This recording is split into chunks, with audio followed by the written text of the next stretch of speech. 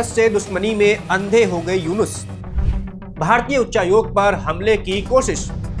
बांग्लादेश को अब सबक सिखाएगा भारत। बांग्लादेश की राजधानी ढाका में कट्टरपंथी तत्वों ने भारतीय उच्चायोग की ओर बढ़ने और उसके भीतर घुसने की कोशिश की। हालांकि बांग्लादेशी सुरक्षा बलों ने समय रहते हस्तक्षेप करते हुए उच्चायोग से कुछ ही दूरी पर भीड़ को रोक लिया, लेकिन इस घटना ने भारत बांग्लादेश संबंध में तनाव की स्थिति पैदा कर दी है। बता दें कि ये घटना ऐसे समय पर हुई है जब बांग्लादेश में कुछ कट्टरपंथी संगठन भारत विरोधी माहौल बनाने की कोशिश कर रहे हैं। एक कट्टरपंथी संगठन ने ढाका में भारतीय उच्चायोग की ओर मार्च निकालने का ऐलान किया था। ये मार्च बुधवार दोपहर 3 बजे से शुरू होना था।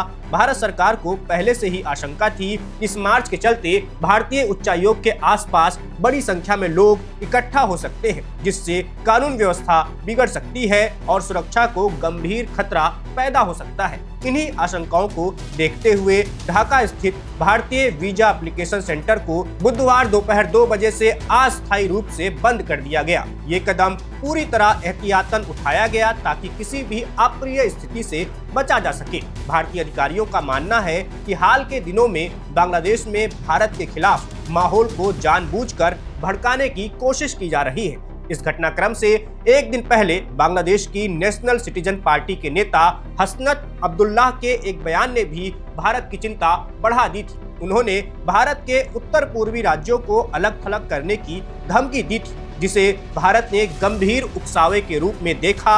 इस बयान के बाद से भारतीय सुरक्षा एजेंसियां सतर्क हो गई हैं। मामले की गंभीरता को देखते हुए भारत के विदेश मंत्रालय ने कड़ा रुख अपनाया है। विदेश मंत्रालय ने बांग्लादेश के भारत में उच्चायुक्त एम रियाज हमीदुल्लाह को तलब किया और ढाका में भारतीय मिशन की सुरक्षा को लेकर भारत की गहरी चिंताओं से अवगत कराया। मंत्रालय ने स्पष्ट शब्दों में कहा कि भारत को उम्मीद है बांग्लादेश की अंतरिम सरकार अपने राजनयिक दायित्वों का पालन करेगी और भारतीय मिशनों व दूतावासों की सुरक्षा सुनिश्चित करेगी। विदेश मंत्रालय ने ये भी कहा कि बांग्लादेश में हाल ही में हुई कुछ घटनाओं को लेकर चरमपंथी तत्वों द्वारा झूठी और भ्रामक कहानी फैलाई जा रही है, जिसे भारत पूरी तरह से खारिज करता है। मंत्रालय के अनुसार ये दुर्भाग्यपूर्ण है कि बांग्लादेश की अंतरिम सरकार से ना तो इन घटनाओं की गहन जांच की गई है और ना ही भारत के साथ कोई ठोस या विश्वसनीय सबूत साझा किए गए हैं। भारत के राष्ट्रीय सुरक्षा तंत्र में इस मुद्दे को लेकर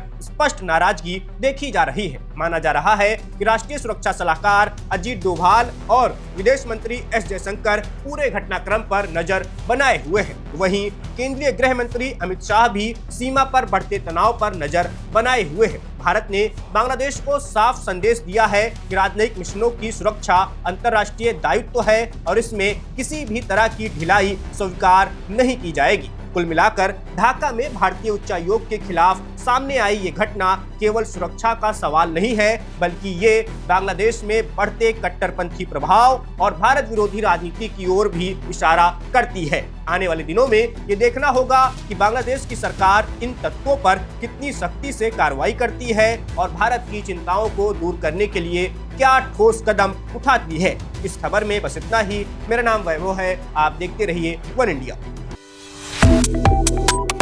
Subscribe to One India and never miss an update. Download the One India app now.